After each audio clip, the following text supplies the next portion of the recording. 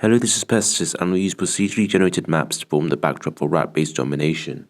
Maps are generated in 3 stages. Land and water terrain are generated using the Voronoi method. Biomes are generated atop of that using random walk. Finally, POIs are generated atop of biomes in city clusters separated by a minimum distance. The most recent version of the map uses our own custom tile set. Every single one of our assets are handcrafted pixel art sprites. We made every button, every icon, and every single one of our many rats ourselves.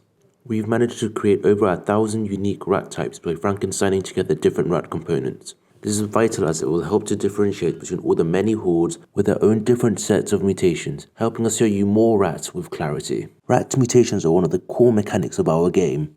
Each horde continuously gains random mutations throughout gameplay. The mutations are divided into passive mutations and active mutations, both serving as powerful ways to enhance a horde's strength. Passive mutations permanently boost the horde's base stats every 30 seconds, allowing for stronger hordes and more rats. Active mutations are actively chosen every 45 seconds in the mutation panel. Some active mutations are activatable abilities which appear in the actions panel.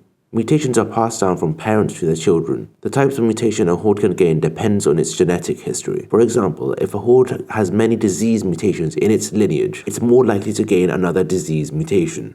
When a horde wins in combat, it automatically inherits mutations as well as health from the losing horde. Finally, hordes adapt to their environment. As a horde spends more time in the same biome, they will gain better stats within that environment over time. Population events are treated independently. Future states depend only on the current one, making a Markov model ideal.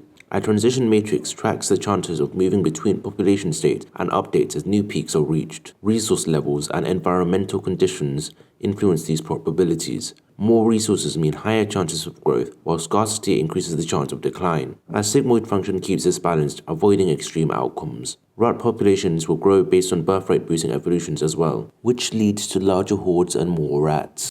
Our game is networked and optimized for many players at the same time.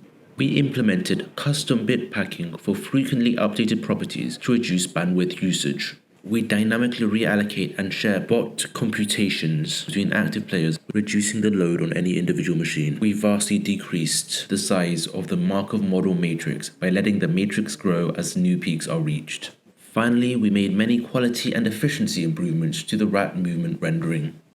Rat movement is calculated using a Boyd algorithm which simulates flocking animals computed on the GPU. Initially, we simulated the rats on the CPU and could only handle smaller hordes. One of the biggest changes we made was simulating rats with compute shaders that take advantage of fast GPU parallel processing. This allowed us to simulate many more rats.